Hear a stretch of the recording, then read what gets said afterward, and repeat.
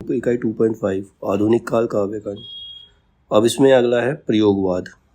प्रयोगवाद में सन 1943 में अगे ने तार सप्तक नामक एक पत्रिका का संपादन किया था। वाद के रूप में प्रयोगवाद की शुरुआत यहीं से मानी जाती है। मतलब प्रयोगवाद मतलब अपनी कविताओं में नए नए प्रयोग करना, एक्सपेरिमेंट करना। तो यहीं से जब उन्होंने तार सप्तक नाम से जो पत्रिका का संपादन किया, वहीं से प्रयोगवाद की शुरुआत मानी जाती है। इसने अगे ने व्यक्तिवाद या व्यक्तित्ववाद प्रयोगवाद का मूल आधार है। आधुनिकतावाद का प्रारंभ प्रयोगवाद से ही होता है। प्रयोगवादी रचनाएं शीर्षक निबंध में आलोचक नंद दुलारे वाजपेयी ने पहली बार प्रयोगवाद शब्द का प्रयोग किया था। इन्होंने प्रयोगवाद को बैठे ठाले का धंधा कहा है। प्रयोगवाद क्या है? जो खाली बैठे हैं, कोई काम ही नहीं है तो वो एक्सपेरिमेंट कर रहे हैं। तो प्रयोगवाद किसका काम है? खाली बैठे लोगों का काम है। ऐसा कहना था किसका? नंद दुलारे वाजपेयी का। प्रयोगवाद में प्रयुक्त प्रयोग शब्द नए जीवन सत्यों को पाने की बेचैनी का घोतक है। मतलब प्रयोग कब करते? जब हम कुछ नई चीज़ ढूंढना चाहते हैं, कोई नई चीज़ बनाना चाहते हैं, तब हम एक्सपेरिमेंट करते हैं। तो प्रयोगवाद में प्रयोग का शब्द जो होता है, नए जीवन सत्यों को पाने की बेचैनी का घोतक है। प्रयोगवाद पर निम्नलिखित विचारधारा एवं घटनाओं का प्रभाव देखा जा सकता है। कौन कौन सी विचारधारा है? प्रतीकात्मक रूप में गांधीवाद का, मतलब गांधीवाद को प्रतीक के रूप में स्वीकार किया इन्होंने। द्वितीय विश्व युद्ध और अस्तित्ववाद का और फ्रायड के मनोविश्लेषणवाद का इनका असर मिलता है प्रयोगवाद में। टी.एस. इलियट के निर्वैयक्तिकता का सिद्धांत का, फ्रांस के प्रतीकवाद आंदोलन का, वैचारिक प्रतिबद्धता का निषेध, नवीन राहों का अन्वेषण, व्यक्तिकता क्षण की महत्ता, यौन चेतना की प्रबलता तथा शहरी प्रेम दृष्टि प्रयोगवाद की मुख्य प्रवृत्तियां हैं। ये इनकी कैरेक्टरिस्टिक्स हैं। इसमें प्रयोगवादी कविता में मुख्य रूप से मध्य वर्गीय समाज का चित्रण किया गया है। प्रयोगवादी कविता में सबसे ज़्यादा किसको एक्सप्लेन किया गया है? Middle class person, middle class लोगों को ज़्यादा लिया गया है। अगे ने 4 सप्तकों का प्रकाशन किया। इन्होंने 4 सप्तकों का प्रकाशन किया। तार सप्तक की भूमिका में अगे ने प्रयोगवादी कवियों को राहों का अन्वेषी कहा है। राहों का अन्वेषी मतलब रास्तों में कुछ ना कुछ ढूंढना चाहते हैं। अब है प्रयोगवाद की विशेषताएं। प्रयोगवाद की विशेषताएं क्या है? इसके अंदर बौद्धिकता का प्राधान्य है, मतलब बुद्धि का ज़्यादा इस्तेमाल है। उपमानों की नवीनता है, जो एग्जाम्पल दिए गए हैं, जो नए नए उपमान बनाए गए हैं, वो नए उपमान लिए गए पुराने उपमानों को छोड़कर। यथार्थवाद का आग्रह है, मतलब उनकी रचनाओं में कुछ सच्चाई होनी चाहिए, यथार्थ होना चाहिए। साधारण विषयों का निरूपण है। अहमवादी प्रवृत्ति का प्राधान्य है। निराशावाद है और भाषा में प्रयोग। ये सारी प्रयोगवाद की विशेषताएं हैं। अगे ने इस काव्य आंदोलन के प्रयोगवाद नाम का समर्थन नहीं करते थे। इसका विरोध करते हुए उन्होंने दूसरा सप्तक की भूमिका में लिखा है। उन्होंने 4 सप्तक लिखे थे। 4 सप्तक कौन कौन से थे? आगे के 4 सप्तक थे। तार सप्तक, दूसरा सप्तक, तीसरा सप्तक और चौथा सप्तक। ये 4 नाम हैं इनके। अगे इस काव्य आंदोलन के प्रयोगवाद नाम का समर्थन नहीं करते थे। इसका विरोध करते हुए उन्होंने दूसरा सप्तक की भूमिका में लिखा है, प्रयोग का कोई वाद नहीं होता, हम वादी नहीं है, ना प्रयोग अपने आप में इष्ट या साध्य है। मतलब एक्सपेरिमेंट कोई हमारा उद्देश्य नहीं है। ठीक इसी तरह कविता का कोई वाद नहीं होता, कविता भी अपने आप में इष्ट या साध्य नहीं है। अतः हमें प्रयोगवादी कहना उतना ही सार्थक या निरर्थक है जितना हमें कवितावादी कहना।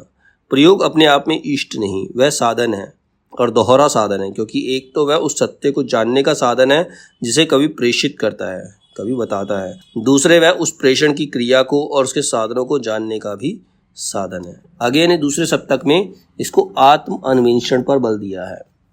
अब है प्रयोगवाद के संदर्भ में विद्वानों के मत क्या क्या है। अलग अलग विद्वान प्रयोगवाद के बारे में क्या क्या मानते हैं। डॉक्टर रामविलास शर्मा कहते हैं, प्रयोगवादी कविता में युग से उत्पन्न अनास्था, शंका, घुटन, कुंठा, भग्नाशा में से एक नए पथ के अन्वेषण की व्याकुल भावना दिखती। ये कवि एक नए मार्ग का अनुसंधान करने के लिए व्याकुल है, इसीलिए वो प्रयोगवाद को अपना रहे हैं।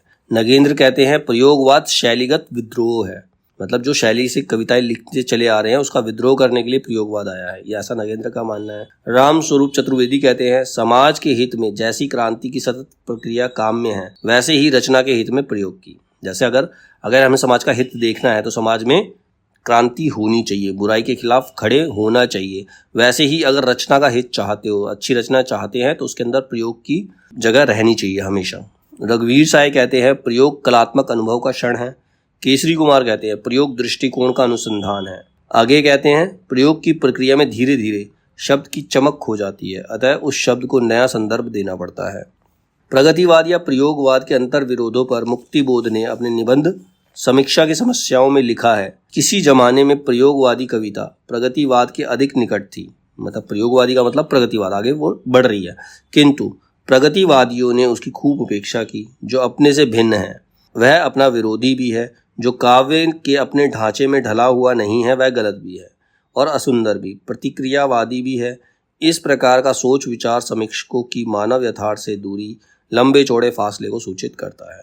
प्रयोगवादी काव्य पर यह आरोप लगाया जाता है कि यह क्लिष्ट प्रयोगों और कमजोर वाक्य विन्यास के कारण अस्पष्ट और दुरूह हो गई है, मतलब समझने में असफल हुई है, जिससे इस काव्य की लोकप्रियता भी प्रभावित होती है, तो ये ज़्यादा फेमस नहीं हो पाई। प्रभाकर माचवे ऐसे कवि हुए जिनकी कविताओं में प्रगतिवाद, प्रयोगवाद एवं नई कविता की विशेषताओं का समावेश मिलता है।